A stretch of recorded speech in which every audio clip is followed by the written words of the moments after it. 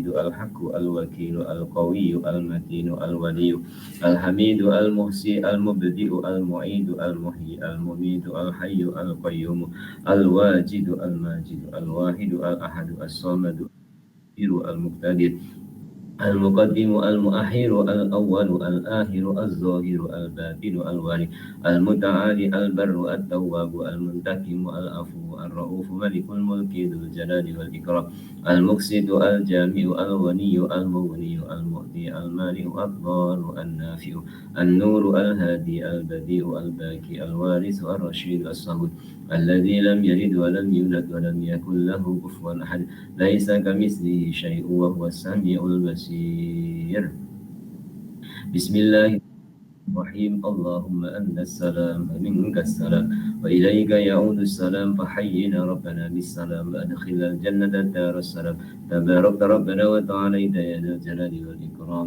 برحمتك يا أرحم الراحمين وسلام على المرسلين الحمد لله رب العالمين A'udzu billahi minasyaitonir rajim. Bismillahirrahmanirrahim. Pengajian kitab Riyadhus Shalihin pada pasal perintah rajin menjaga amal sunnah dan tata tertibnya, menyambung hadis yang keempat. An Abi Muslimin wa qila Abi Iyasin Salamata bin Amr bin al-Aqwa'i radhiyallahu anhu anna rajulan akala inda Rasulillah sallallahu alaihi wasallam bishimalihi faqala qul biyaminika qala la astati'u qala lastata'ta ma mana'ahu illa kibru fama rafa'aha illa fihi rawahu Muslim. Dari Abu Muslim namanya Salamah bin Amr bin al-Aqwa radhiyallahu an, beliau berkata, ada seseorang yang makan di depan Rasulullah Shallallahu Alaihi Wasallam dengan tangan kiri. Maka ditegur oleh Rasulullah. Rasulullah bersabda, makanlah dengan tangan kananmu. Jawab orang itu, saya tidak dapat. Sabda Nabi, semoga tidak dapatlah engkau mendadak atau tiba-tiba tidak dapat mengangkat tangan ke mulutnya. Hadis diriwayatkan oleh Imam Muslim. Jamaah Riyadhus Shalihin yang dimuliakan oleh Allah, mengawali pada pagi ini hadis yang kita perolehi dalam urutan yang keempat. Islam mengatur kehidupan umat beragama Islam secara menyeluruh. Allah pun menyebut di dalam Al-Quran, ya ayyuhalladzina amanu dkhulu fis-silmi kaffah. Wahai orang yang beriman, masuklah kamu dalam agama Islam itu kafah, keseluruhan.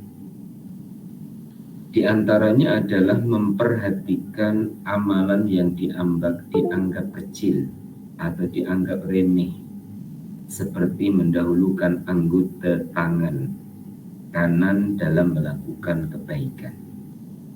Mendahulukan anggota kanan dan bukan hanya tangan saja dalam melakukan kebaikan.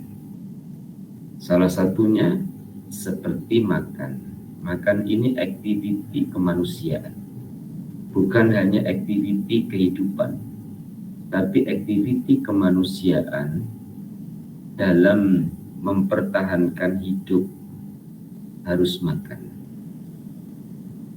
Baik itu makan sehari 3 kali mengikut jadwal masing-masing, pagi, tengah hari, petang atau malam. Ada juga yang menjadwalkan dirinya pagi sarapan, nanti pukul 9 ada more, pukul 12 atau pukul 1 makan tengah hari, nanti asar ada more atau ada makan ringan, kemudian makan malam. Metabolisme tubuh badan kita semakin berusia tentu semakin menurun. Oleh itu kebanyakan di usia 40 tahun itu untuk jaga badan agak sulit karena metabolisme dalam pencernaan makanannya kurang seimbang antara engine-nya dengan makanan yang diproses di dalam tubuh badannya.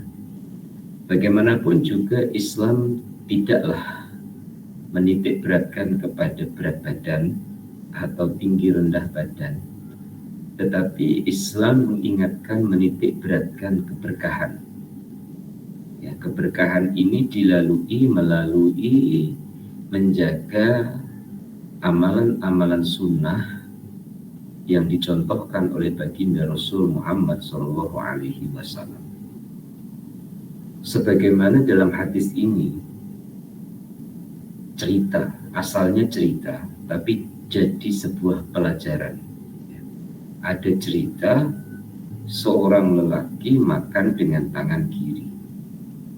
Ketemu dengan baginda diingatkan kalau makan dengan tangan kanan. Sudah pasti baginda mengatakan seperti itu karena si fulan, orang yang bersangkutan, orang yang berkenaan, dia punya tangan kanan. Tapi apa jawaban dari orang yang diingatkan itu? Katanya, la astati'u, aku tak boleh pakai tangan kanan. Di hadapan baginda mengatakan begitu, baginda pun mengiyakan dalam arti la astata', kamu benar tidak dapat mengangkat tangan kanan kamu. Ma mana'ahu illal kibr. Sebenarnya orang yang punya tangan kanan dan tidak memfungsikan tangan kanannya untuk menjaga sunnah-sunnah agama, tandanya sombong. Fama rafaha illa fihi. Ternyata apa yang disampaikan oleh baginda menjadikan orang itu diingatkan bukan hanya melalui ucapan, tapi diingatkan melalui kejadian. Apa kejadiannya? Tangan kanannya tak boleh untuk mengangkat makanan. Nauzubillah. Oleh itu, untuk kita semua, Allah anugerahkan dua tangan. Tangan ini, tuan-tuan dan puan-puan, punya fungsi dan kegunaan yang berbeza-beza. Artinya, andaikan ada di antara kita yang makan harus memakai dua tangan, satu sudu, satu garpu. Kadang satu garpu, satu pisau. Bila makan chicken chop umpama yang harus potong pakai pisau. Menggunakan dua tangan untuk makan, ini saya pesan dengan diri saya sendiri dan tuan-tuan, tetap harus mengingati yang diutamakan adalah tangan kanan. Tangan kiri membantu kepada tangan kanan. Contohnya garpu membantu kepada sudu. Dan yang selalu diangkat ke mulutnya adalah tangan kanannya. Walaupun ada kadang-kadang dua-duanya masuk ke mulutnya. Ataupun malah terbalik, yang kiri yang selalu masuk ke mulut. Menurut Islam, tata krama mendapatkan satu keberkahan adalah andaikan dua alat dipegang oleh dua tangan, yang masuk ke mulut adalah yang bagian kanan. Berarti tidak terhalang untuk memfungsikan tangan kiri membantu tangan kanan dalam proses makan. Ini yang pertama. Yang kedua, memang dalam dunia kita hari ini jenis-jenis makanan ini berbeza-beza. Tidak semua makanan yang terhidang kita makan tanpa sudu. Teman-teman, kita rujuk makanan orang Arab.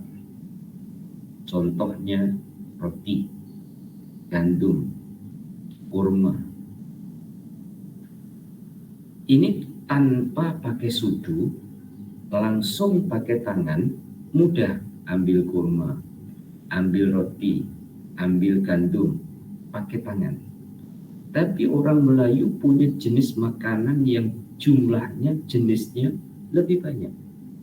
Ada sup tulang, ada sup ekor, ada tom yam, ada sayur bening, ada macam-macam. Sehingga apabila kita ingin untuk makan tanpa menggunakan alat, kadang kita kesulitan. Bahasa Jawa orang sebut muluk. Muluk itu makan tanpa sudu. Dan ini biasa orang kampung. Sampai bila makan itu dengan sayur, tapi tak pakai sudu, sampai piring-piringnya itu diangkat, pinggannya itu diangkat untuk menghabiskan supnya. Tuan-tuan dan puan-puan, jenis-jenis makanan yang kita konsumsi, yang ada kuahnya, kemudian kita harus pakai sudu, bukan wajib harus pakai sudu, tetap kita memperhatikan etika, memperhatikan adab, memperhatikan sunnah-sunnahnya. Dan semoga saya, tuan-tuan, tidak dilupakan. Dengan sedapnya makanan, melupakan sunnah ketika makan. Saya ulang, semoga saya, tuan-tuan dan puan-puan, tidak dilupakan dengan sedapnya makanan, melupakan sunnah ketika makan. Walaupun itu adalah makan.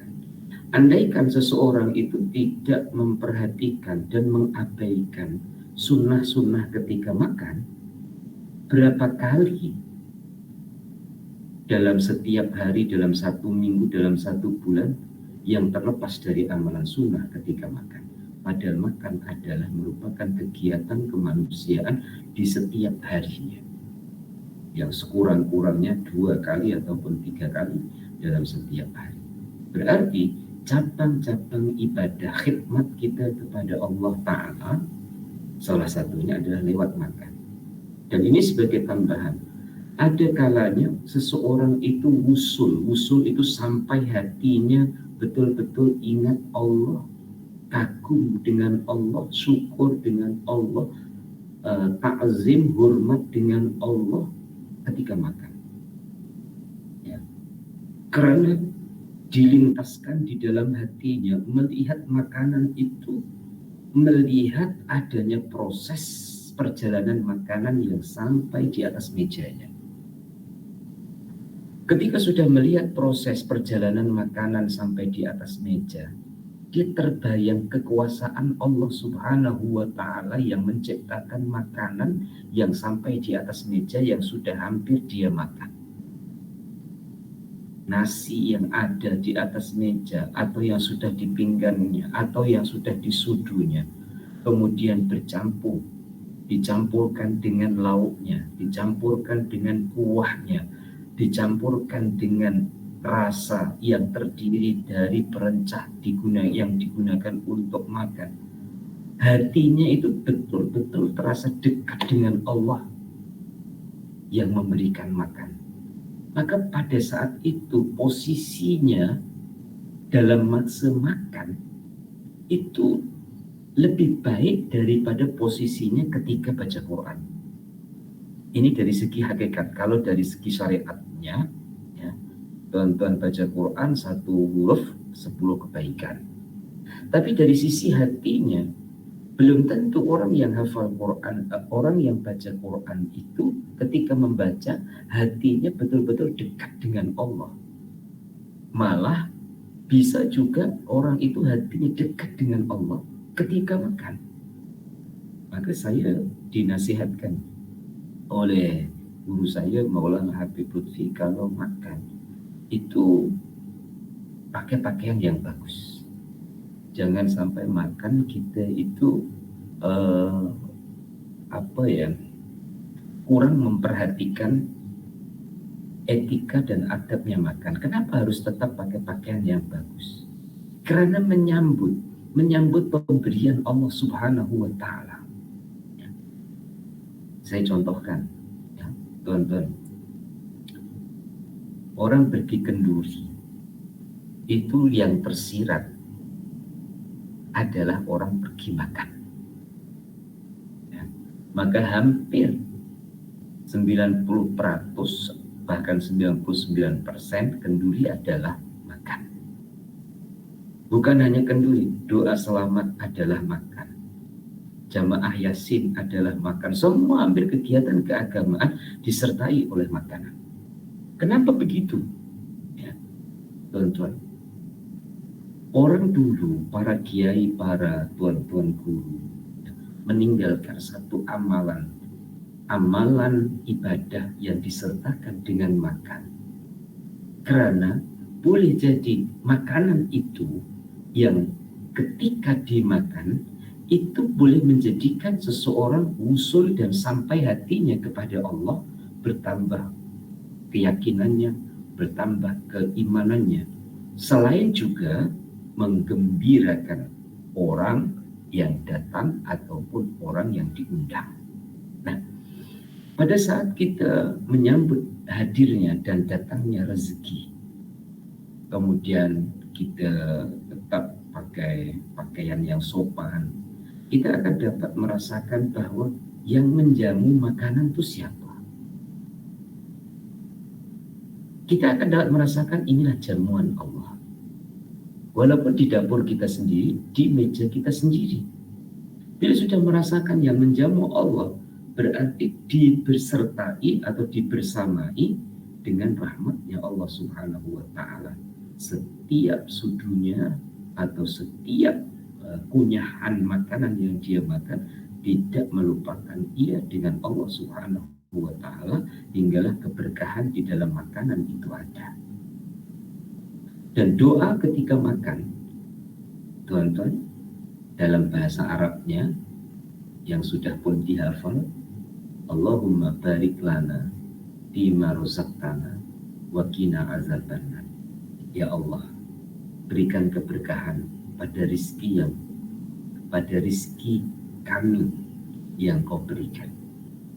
Dengan menggunakan kata ganti kami atau kita, karena satu makanan yang terhidang di atas meja ini melalui beberapa tangan. Contoh nasi bisa sampai ke meja kita itu melalui beberapa peluh ataupun keringatnya orang-orang yang sebelum kita. Keringatnya para petani, kemudian keringatnya para pengusaha, keringatnya para pekerja, keringatnya para pedagang. Kemudian kita membelinya, kita bawa pulang, kita masak dari beras menjadi nasi. Maka yang kita doakan bukan doa untuk diri sendiri, tapi adalah doa untuk kita. Kita adalah orang-orang yang punya peranan dalam proses makanan yang terhidang di atas meja. Ini mengajar sosial, mengajar kepada kita untuk kepentingan bersama, bukan untuk kepentingan pribadi, walau dalam bentuk doa. Kembali kepada hadis ini, ya, alhamdulillah kedua tangan berfungsi sesuai dengan fungsinya. Sekali lagi, sedapnya makanan semoga tidak melupakan kita dengan sunnah-sunnah ketika makan. Diteruskan, an Abi Abdillah bin Nu'man bin Bashir radhiyallahu anhu maqala, sami'tu Rasulullah sallallahu alaihi wasallam yaqul, la tusawqa sufufakum aw la yakhtiqanna Allah baina wujuhikum. Wa fi riwayatin li Muslim, kana Rasulullah sallallahu alaihi wasallam yusawwi sufufana hatta ka'annama yusawwi bihal kidaha hatta ra'a anna qad aqalna anhu summa kharaja yawman faqama hatta kada ayyukabbira fara'a rajulan badiyan sadrahu faqala ibadallah la tusawwunna sufufakum aw la yukhalifannallaha baina wujuhikum. Yang artinya dari Abu Abdullah namanya Nu'man bin Bashir radhiyallahu an, beliau berkata, saya telah mendengar Rasulullah SAW bersabda, hendaknya kamu meluruskan, ya, meratakan, meluruskan barisanmu atau shaf di dalam sholat, atau nanti Allah merubah bentuk kamu. Ini diriwayatkan Imam Bukhari dan Muslim. Dalam riwayatnya Imam Muslim sahaja, beliau berkata, biasa Rasulullah luruskan barisan kami bagaikan meluruskan kayu, sehingga beliau mengerti bahwa kami telah faham benar. Kemudian pada suatu hari ketika ia telah berdiri dan hampir takbir, tiba-tiba beliau melihat seorang agak maju ke depan dadanya dari barisan, maka Nabi bersabda, "Hai hamba Allah, hendaknya kamu meratakan barisanmu atau Allah akan merubah bentuk wajah." Titik. Jamaah Riyadhus Shalihin yang dimuliakan oleh Allah, ya. Berbagai-bagai jenis amalan sunnah dan menuju kesempurnaannya ibadah. Diulang, berbagai-bagai jenis amalan sunnah dalam proses menuju kesempurnaannya ibadah. Ini dari aktiviti kita sebagai manusia bermacam-macam bentuknya. Dalam hadis yang keempat, kita dijelaskan tentang makan, adab ketika makan. Di hadis yang adalah kesempurnaan adab ketika seseorang mengerjakan ibadah sembahyang. Walaupun tidak termasuk rukun, meluruskan barisan tidak termasuk rukun dalam sembahyang, tetapi mendukung menuju kepada kesempurnaan sembahyang, kesempurnaan sholat berjamaah, baginda Rasul tetap memberikan perhatian, memberikan peringatan supaya jamaah-jamaah meluruskan shafnya. Di sebalik itu ada banyak pengajaran. Satu, ya, menandakan kedisiplinan. Dua, kerapian. Ketiga, keindahan.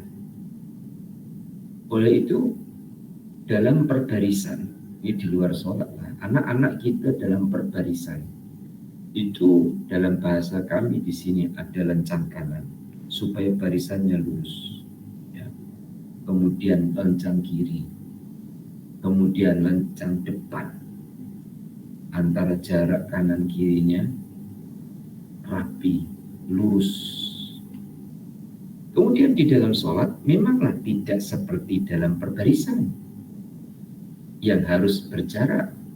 Justru di dalam sholat adalah harus rapat, kecuali ketika COVID dan pandemi itu hari, ya memang harus menjaga protokol kesehatan dari segi fisiknya.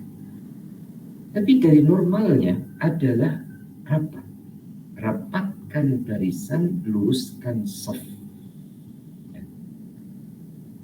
Kadang sulit untuk meluruskan shaf. Dalam era modern ini dikasih garis di kaki. Modern lagi, teman-teman dan puan-puan, adalah sajadah atau karpet yang sudah ada garis. Siapa tahu dan mungkin akan ada teknologi lagi, ada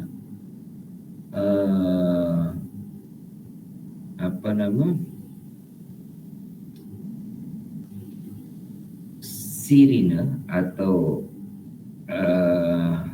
bunyi jika barisannya tidak lurus. Soft itu ada sensornya. Kalau tidak lurus nanti akan bunyi ataupun mengeluarkan cahaya. Orang akan berpikir untuk tercapainya sebuah sunnah. Sama ada di paling tepi itu ada lampu, ya. Kalau softnya belum lurus berarti lampunya merah. Kalau softnya sudah lurus lampunya hijau. Nah, ini imajinasi tayangan saja, mungkin iya mungkin tidak, ya. Dan itu pun belum ada sampai saat ini, nah, karena yang kita pijak apabila tidak tepat berarti belum lurus. Bagaimanapun juga itu hanya sekadar usaha. Nah, baginda Rasul sebagai pimpinan baik di dalam sholat maupun di luar sholat, ya, ini mengajar tentang kedisiplinan. Memang Tuan-tuan dan puan-puan, di satu sisi manusia disamakan dengan robot itu tak boleh atau tak bisa. Ya. Manusia ya manusia, robot ya robot, karena robot ini dikendalikan oleh kita, disusun, ya, dia tidak akan gerak. Tapi manusia ini ada pergerakan-pergerakan di mana pergerakan yang tidak disedari ataupun pergerakan-pergerakan karena sebab-sebab tertentu. Sehingga dalam pergerakan itu terjadilah satu pergeseran. Lebih-lebih lagi, ya, Masya Allah, tuan-tuan dan puan-puan, ya, jenis-jenis berdirinya orang sembahyang itu pun beraneka. Dan itu jangan menyebabkan kita heran ataupun berprasangka yang tidak baik dengan orang lain, tapi jadikanlah sebagai pelajaran untuk kita. Ada yang sholat itu kaki kanan kirinya itu lebih lebar dari badannya. Kononnya supaya ketemu antara kakinya dengan kaki jemaah lainnya. Ada yang kakinya itu agak rapat, sehingga yang ketemu adalah bahu dengan bahu. Dua-duanya itu semuanya adalah benar dalam usaha merapatkan safnya. Memang safnya rapat, tapi hatinya tidak rapat pun ada juga. Ya. Kebetulan, ya, yang namanya kebetulan itu bahasa manusia, tapi bahasa ketuhanan adalah telah direncanakan. Pergi sholat jamaah ke masjid, kebetulan sebelahnya itu orang yang dia tidak suka. Ya. Orang yang dia tidak suka. Jadi hendak merapatkan safnya itu berbelah bagi. Saya tidak merapatkan saf berarti saya tidak mengamalkan sunnah. Saya merapatkan saf, hati saya tak tenang karena ini adalah orang yang tidak suka dengan saya pun tak suka dengan dia. Ya, dengan sebab-sebab tertentu. Oleh itu, para jemaah sekalian, tujuan utama di sebalik peraturan untuk merapatkan saf adalah menyamakan hatinya tertuju kepada Allah, menyamakan hatinya sebagai manusia yang tunduk kepada Allah. Ini antara yang kelihatan dan yang tidak kelihatan, supaya melepaskan keakuannya, keegoannya. Mungkin di kantor atau di office itu orang punya pangkat tinggi, tapi ketika berada di dalam saf salat adalah sama. Maka baginda dalam memperingatkan itu keras, la tusawwunna sufufakum au la yukhalifannallah baina wujuhikum. Kamu luruskan saf ataupun Allah akan merubah bentuk muka kamu. Yang keenam, an Abi Musa radhiyallahu anhu qala ikhtaraqa baitun bil madinati ala ahlihi minal laili falamma huddisa Rasulullah sallallahu alaihi wasallam bi sya'nihim qala inna hadhihi an-nara aduwwun lakum fa idza nimtum fa'atfi'uha ankum, muttafaqun alaih. Yang artinya dari Abu Musa radhiyallahu anhu berkata, telah terjadi kebakaran pada suatu rumah di Madinah di waktu malam.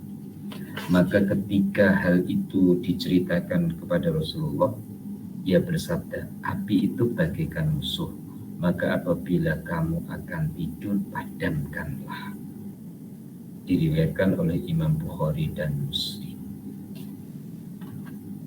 Jamaah Riyadhus Shalihin yang dirahmati oleh Allah.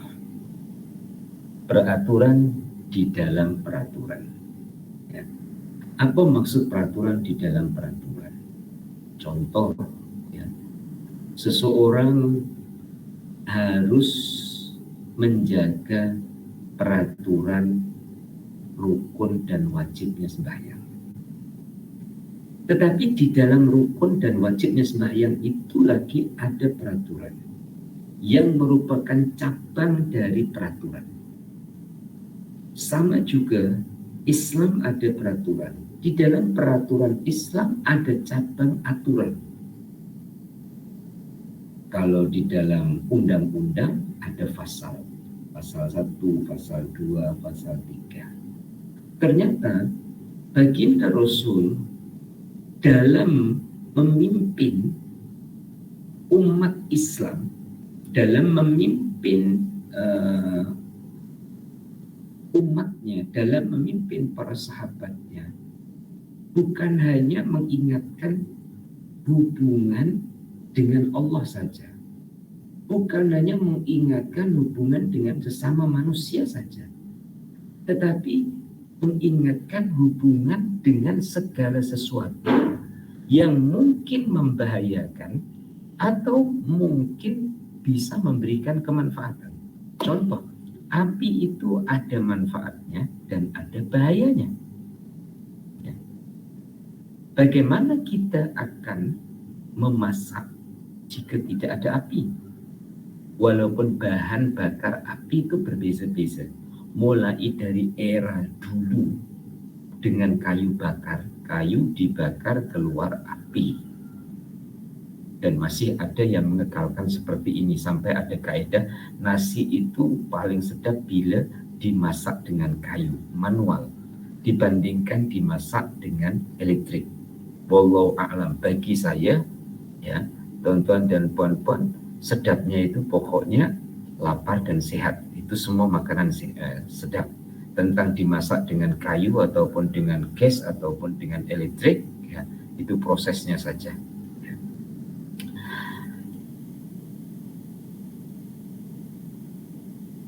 Era kayu sudah ditinggalkan, kemudian pakai gas sudah ditinggalkan, kemudian pakai karen, ya, untuk memasak. Ada manfaatnya, tapi juga ada bahayanya.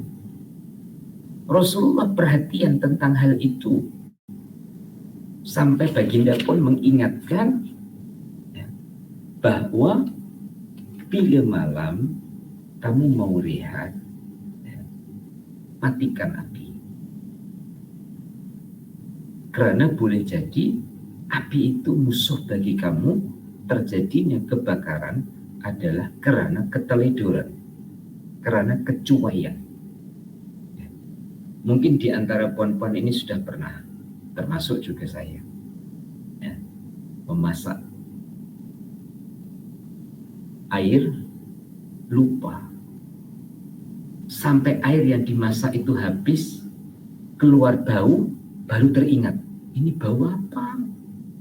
Ternyata bau hangit, dan itu pelakunya bukan orang lain, adalah kita sendiri karena lupa. Kadang kita itu dikatakan cuek, nggak mau. Ya. Alasannya adalah lupa, bukan cuek.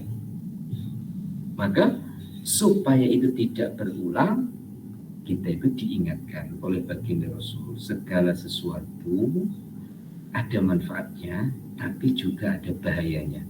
Karena ini sedang bicara tentang api, ya, api. Termasuk yang lainnya, ada manfaatnya, mesti ada bahayanya. Makanan sekalipun, puan-puan, ya, suka makan sotong umpama, terlalu banyak, ya berbahaya. Ya. Suka pedas, terlalu banyak, ya berbahaya. Pokoknya dari sesuatu yang ada manfaatnya, di situ juga ada bahayanya. Supaya kita itu berhati-hati. Nah, inilah dunia. Yang tidak ada bahaya itu ya di surga itu, makanlah sepuas-puasnya, semaunya, karena di sana tidak ada penyakit. Ya. Nanti selanjutnya ya tentu tidak ada penyakit, ya tidak ada rumah sakit alias hospital. Isinya apa? Isinya ya bersenang-senang dengan Allah. Sampai kadang kita membayangkan itu tak mampu. Hidup tak mati, muda tak jadi tua selamanya. Mak puan-puan ya muda, puan-puan ya muda, anaknya ya muda, cucunya ya muda, cicitnya ya muda. Dari Nabi Adam sampai yang terakhir di hari kiamat, semua muda semua, tak mati semua. Kadang kita tak sampai akal kita untuk berpikir. Akhirnya ya kita memuji Allah. Alhamdulillah. Itulah kuasa-Mu ya Allah. Yang ketujuh, wa anhu qala Rasulullah sallallahu alaihi wasallam, inna masala ma ba'asani Allahu bihi minal huda wal ilmi kama sali ghaisin asaba ardan fakanat minha ta'ifatun thayyibatun qabilatil ma'a fa'ambatatil kala'a wal ushba al katsira wa kana minha ajadibu amsakatil ma'a fanafa'aha Allahu bihan nasa fasharibu minha wasaqaw wazarahu wa asaba ta'ifatan minha ukhra innama hiya qi'anun la tumsiku ma'an wa la tumbitu kala'an fadzalika masalu man faqwa fi dinillahi ta'ala wa nafa'ahu ma ba'asani Allahu bihi fa'alima wa 'allama wa masalu man lam yarfa' bidzalika ra'san wa lam yaqbal hudallahi alladhi ursiltu bihi muttafaqun alaih. Yang artinya dari Abu Musa juga beliau berkata bahwa Nabi SAW bersabda, sesungguhnya perumpamaan tuntutan hidayah dan ilmu yang diutus Allah pada saya bagaikan hujan yang turun ke tanah. Ada tanah yang subur menerima air dan menumbuhkan tanaman dan rumput yang banyak. Dan ada yang kering hanya dapat menahan air sehingga orang dapat mengambil minum dan mengairi tanaman. Ada yang keras tidak dapat menahan air dan tidak dapat menumbuhkan tumbuh-tumbuhan.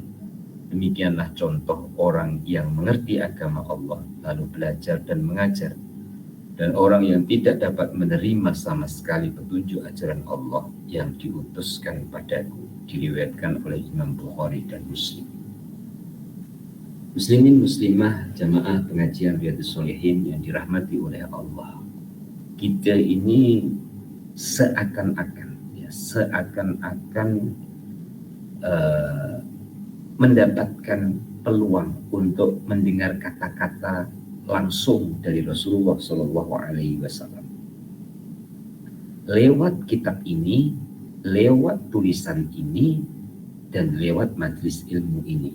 Karena bila kita belajar dan mendapati dalam belajar itu adalah hadis, baik itu ucapan baginda ataupun perbuatan baginda, walaupun jarak 1500 tahun yang lalu, kedekatan dan bayangan kita itu seakan-akan inilah yang disampaikan oleh baginda, dan minta maaf bukan seakan-akan, memang inilah yang disampaikan oleh baginda dan yang dilakukan oleh baginda dan yang dinasihatkan oleh baginda. Rasulullah itu pernah membahagikan kriteria atau kategori, dan sebelumnya dibuatkan perumpamaan. Baginda membuat perumpamaan bahwa diutusnya baginda Rasul membawa hidayah untuk disampaikan kepada umatnya. Umat ini bagaikan 3 perumpamaan. Satu, perumpamaan seperti tanah yang diturunkan air hujan padanya, kemudian dapat tumbuh-tumbuhan. Turun hujan pada tanah tersebut, kemudian tanah yang dibasahi dengan air hujan itu boleh menumbuhkan tumbuh-tumbuhan. Tentu yang pertama inilah perumpamaan untuk orang yang mendapatkan hidayah. Air hujan bagaikan hidayah, tanah bagaikan orangnya yang mendapatkan hidayah, dan dari hidayah itu tumbuhlah tumbuh-tumbuhan yang mengeluarkan ranting dahan dan buah-buahan. Artinya hidayah itu bermanfaat untuk dirinya dan manfaat kepada yang lain. Perumpamaan yang kedua, baginda Rasul membuat perumpamaan seperti turunnya air hujan pada tanah, yang tanah itu tidak menumbuhkan tumbuhan, tapi tanah itu dapat menyimpan air. Artinya dapat menyimpan air, ya. Air hujan tersebut membasahi tanah, kemudian tanah itu dapat seperti cedok, ya, seperti tanah tandus, sehingga dia dapat mengumpulkan air dan air itu dapat diambil oleh orang untuk minum.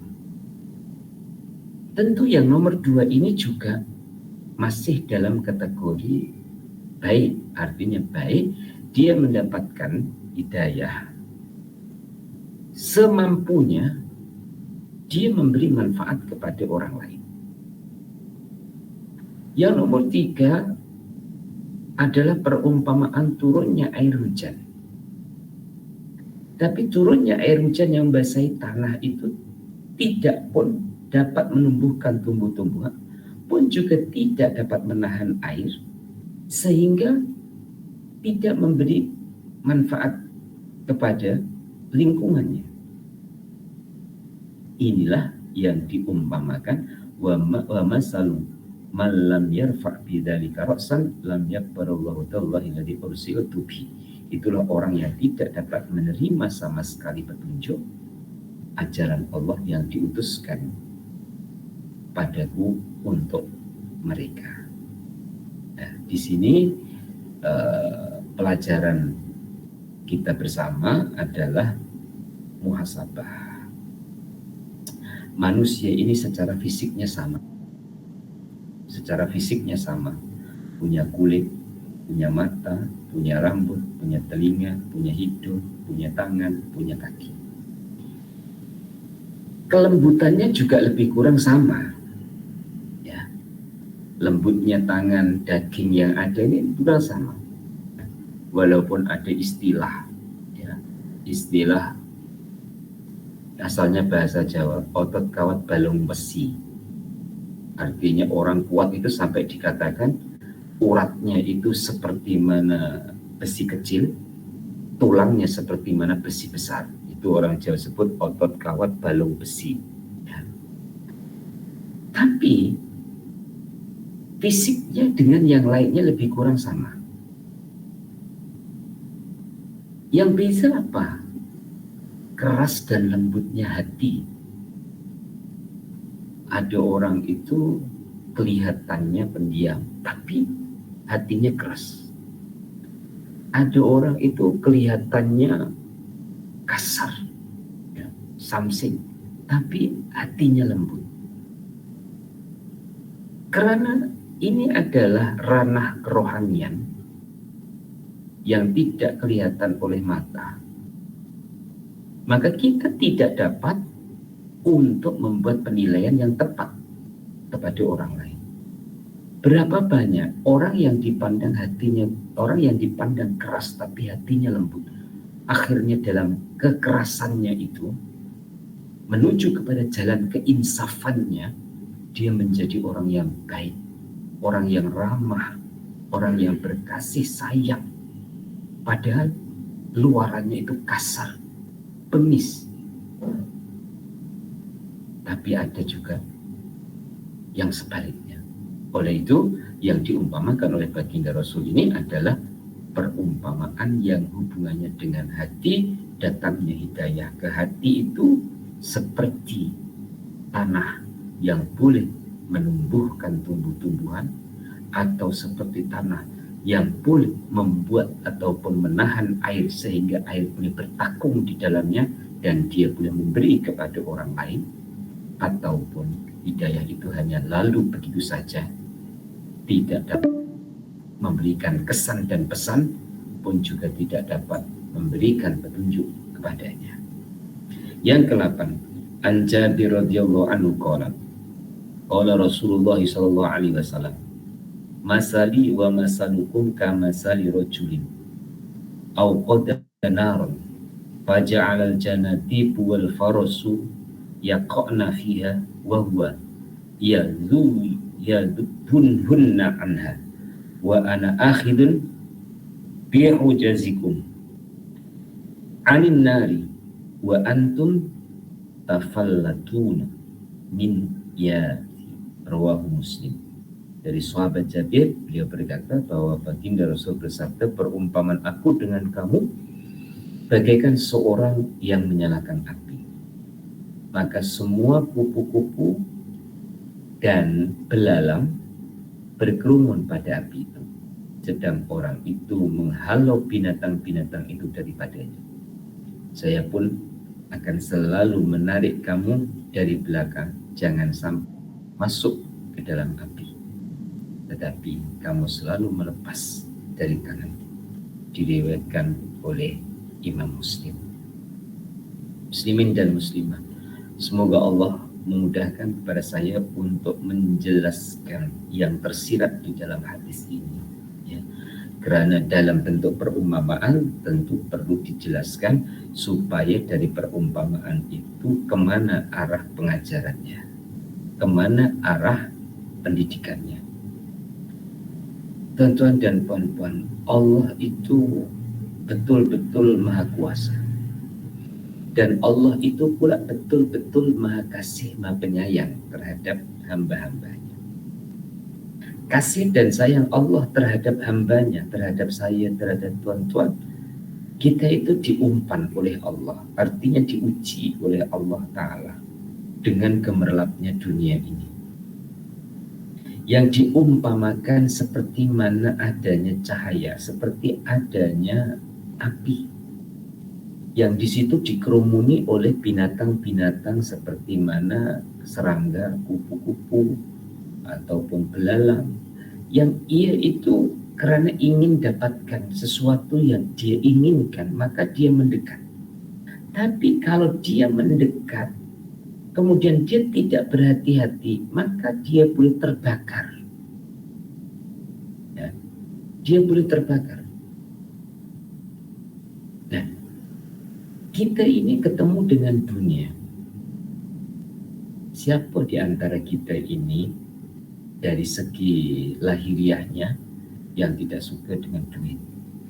Ya. Semuanya suka. Siapa yang tak suka dengan keuntungan? Semua suka. Walaupun kadang-kadang ya kita itu ambil pelajaran dari orang lain, begitu juga sebaliknya orang lain ambil pelajaran dari kita. Ada satu kedai, ya ini kedai manual, kedai pribadi lah, bukan company ya, kedai pribadi.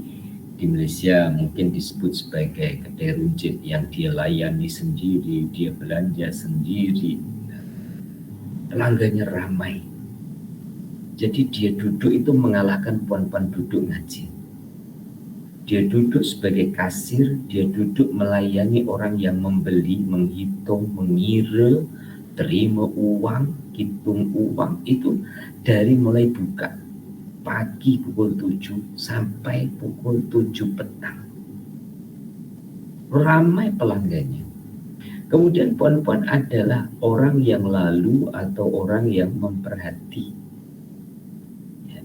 Yang puan-puan perhatikan atau yang orang perhatikan ini dari sisi-sisi yang berbeda. Ada yang perhatikan dari sisi senangnya punya kedai, ramai kantongnya. Tapi ada satu sisi orang pandang, kasihan dia dari pagi duduk sampai nak makan pun ya, masa seakan-akan tidak ada. Beranjak dari tempat duduknya seakan-akan tidak ada masa. Dua pandangan orang yang memandang. Satu dipandang senang karena dari sisi lakunya perniagaan. Dari satu sisi dipandang kasihan karena tidak ada masa untuk dirinya. Tidak ada masa untuk makan ataupun berehat. Terus pelakunya bagaimana? Itu tadi adalah pandangan orang. Apakah pelakunya merasakan seperti pandangan orang itu? Tidak. Pelakunya kembali kepada dirinya.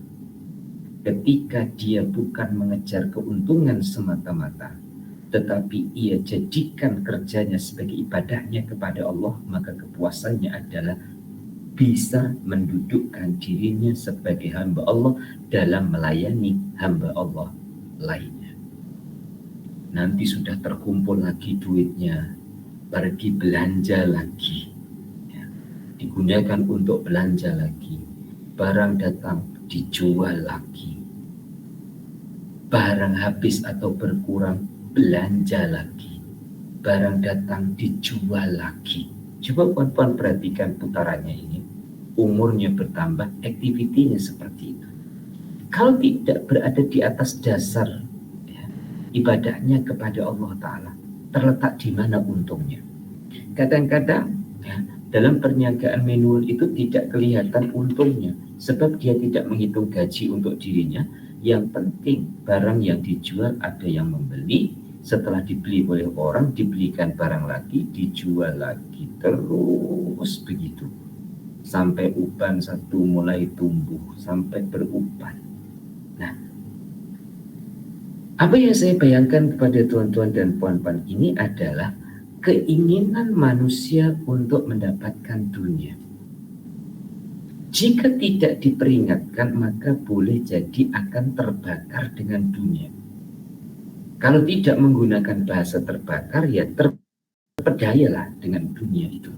Atau hanyut, atau tenggelam dengan dunia itu. Maka baginda Rasul pun mengingatkan dengan cara membuat perumpamaan seperti mana ada api, kemudian ada serangga, ataupun ada belalang, atau ada kupu-kupu yang suka dengan api itu, tapi dihalau. Jangan, kamu kalau terlalu dekat dengan itu nanti kamu terbakar, kamu terbakar, itu bahaya. Memang kamu perlu api, memang kamu perlu cahaya, memang kamu perlu penghangatan, tapi jangan dekat-dekat, nanti terbakar. Dengan dunia, siapa yang tak perlu? Semuanya perlu, ya. Hanya saja semoga kita tidak terpedaya. Selanjutnya, wa anhu anna Rasulullah sallallahu alaihi wasallam amara bilakil asabi'i was-sohfati wa qala innakum la tajruna fi ayyihal barakah, rawahu Muslim. Wa fi riwayatin lahu idza waqa'at luqmatu ahadikum falyakhuzha falyumit ma kana biha min adza wal yakulha wa la yad'ha lisyaitani wa la yamsah yadahu bil mindili hatta yal'aqa asabi'ahu fa innahu la yadri fi ayyi ta'amil barakah. Wa fi riwayatin lahu inna syaitana yakhduru ahadakum inda kulli syai'in min sya'nihi hatta yakhduru inda ta'amihi fa idza saqatat min ahadikumul luqmatu falyumit ma kana biha min adza yakulha wa la yada'ha lisyaitani. Yang artinya dari sahabat Jabir bahwa Rasulullah menyuruh membersihkan tangan dan piring atau pinggan tempat makan dan bersabda, kamu tidak tahu di mana letaknya berkah dari makanan itu. Artinya apakah dari suapan yang pertama atau yang terakhir, maka karena dirahasiakan keberkahan itu, maka habiskan makanan. Boleh jadi berkah itu ada di belakang. Dalam riwayat yang lain, apabila terjatuh makanan salah seorang dari kamu, hendaklah diambil dan dibersihkan kotorannya, kemudian dimakannya, dan jangan dibiarkan dimakan oleh setan. Dan jangan keburu mengusap tangan dengan sapu tangan sebelum dimakan bersih, sebab ia tidak tahu di bagian yang mana dalam makanan itu yang ada berkah. Dan dalam riwayat lain, sesungguhnya setan menyertai semua urusanmu sehingga di waktu makan juga. Maka apabila makanan itu jatuh, hendaknya dibersihkan kotorannya lalu dimakan, dan jangan dibiarkan dimakan setan. Muslimin muslimah rahimakumullah. Sekali lagi, dalam Islam tidak hanya menitik beratkan ibadah khususiyah dengan Allah, tetapi ibadah-ibadah yang membuktikan ibadah khususiyahnya kepada Allah. Saya ulang, ibadah-ibadah lain yang membuktikan ibadah khususiyahnya kepada Allah. Ibadah khususiyah kepada Allah ini diumpamakan seperti mana pokok.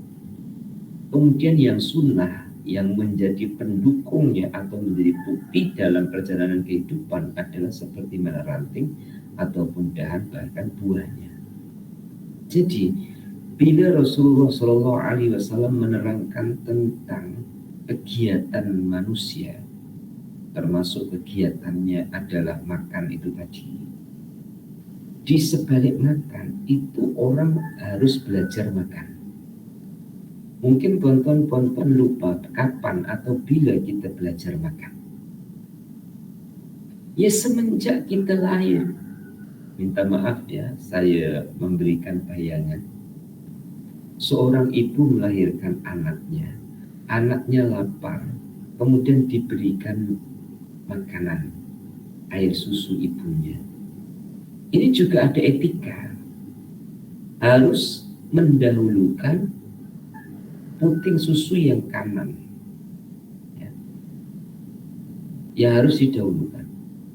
Kecuali jika yang bagian kanan sudah kosong, ya, maka dialihkan yang kiri.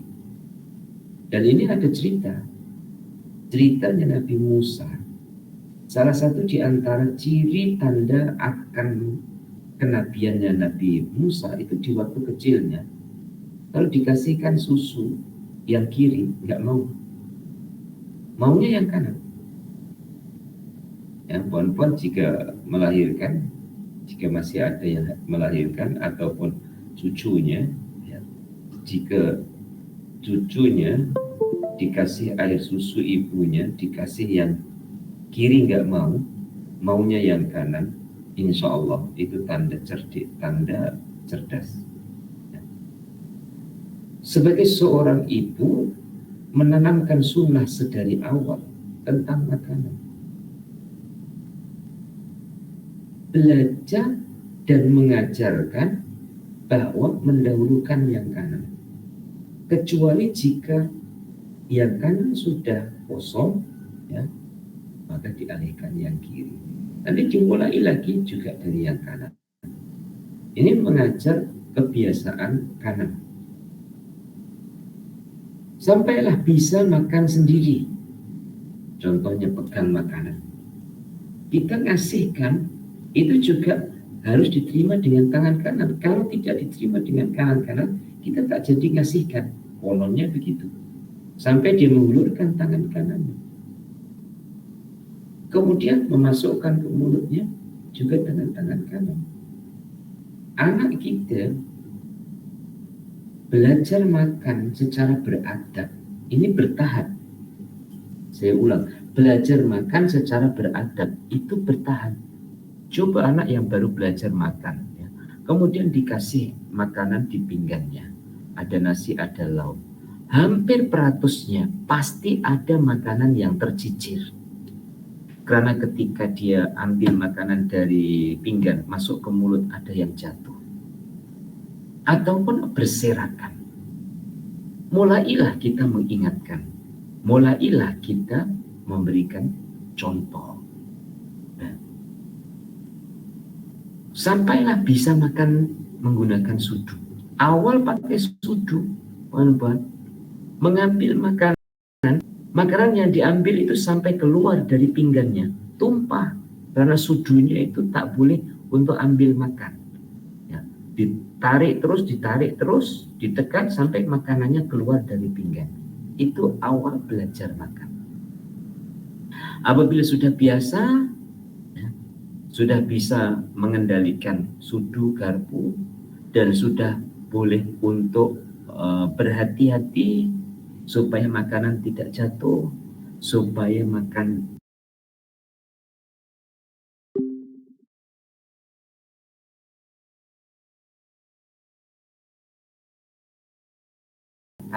kekuatan ini mudah untuk kita melakukan amalan ibadah. Ya, cara berpikir kita kepada yang positif, perbuatan kita, pergerakan kita yang positif, dan Allah Ta'ala berikan peluang kepada kita dengan peluang yang positif. Semoga demikian untuk saya, tuan-tuan dan puan-puan. Itu salah satunya adalah kesan dari berkahnya makanan. Oleh itu, walaupun bunyinya itu makan, tapi sebenarnya di situ ada keberkahan besar dalam makanan. Tentu jika diawali dari awal adalah proses mendapatkan makanannya yang halal.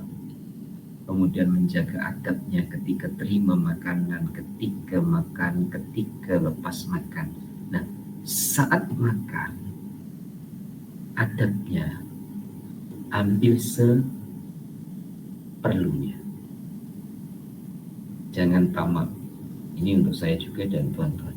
Supaya kita dapat memastikan makanan itu habis.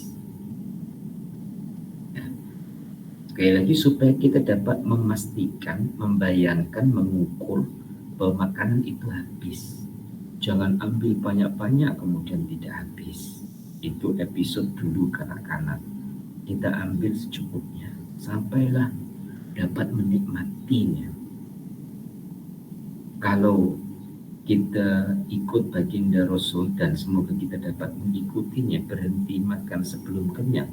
Sebelum kenyang itulah orang dapat merasakan nikmatnya makan. Ketika kenyang, bahkan kekenyangan, itu sudah tidak terasa nikmatnya makan. Ada yang terjatuh dalam hadis ini, memungkinkan untuk bersihkan, kemudian makan. Siapa tahu yang jatuh itu adalah makanan yang berkah.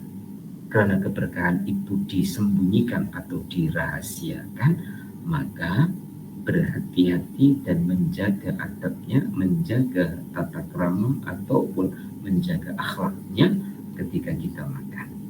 Dan insya Allah, tuan-tuan dan puan-puan, kedekatan seseorang kepada Allah Ta'ala melalui jalan makan itu, Masya Allah, ya, lebih bisa dikatakan lebih mudah. Artinya lebih mudah ini karena memang satu keperluan kita terhadap makanan itu.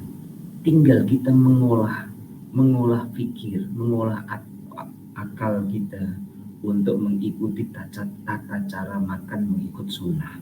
Kemudian mengolah perasaan kita untuk sambung kepada Allah yang memberikan makanan. Dan harus dilatih, termasuk saya, tidak makan melainkan lapar. Mungkin tuan-tuan yang mengikuti pengajian ini kebanyakan makannya sebelum lapar. Karena memang Allah murah rezeki. Allah memberikan murah rezeki kepada tuan-tuan dan puan-puan. Belum lapar, teringin makan, ada yang dimakan. Tapi ada juga yang orang itu diuji oleh Allah, ingin makan, makanannya belum ada. Maka kadang Masya Allah, saya khususnya dan mungkin tuan-tuan juga merasakannya, ada orang itu ingin makan apa saja boleh karena dia ada rezeki, dia ada duit. Yang dia pikirkan, sedap tak kalau saya makan di sini?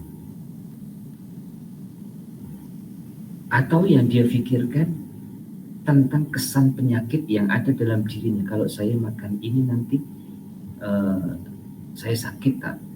Gout saya naik tak? Darah tinggi saya naik ke tidak? Dia memikirkan risikonya. Tapi dia mau makan apa saja bisa. Mau makan KFC duitnya cukup, mau makan McD ya, ataupun Western food, ataupun makan apa saja dia ada.